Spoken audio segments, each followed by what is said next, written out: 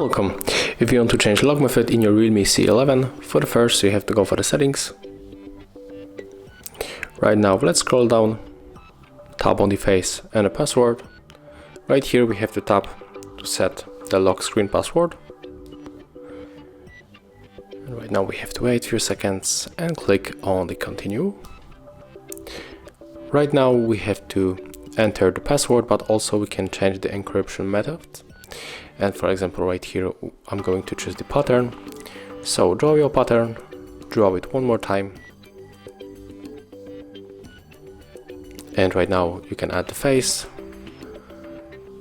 And let's go back and try our new log method. So as you can see right now the pattern is required. Thank you guys for watching, leave thumbs ups, comments and subscribe to our channel.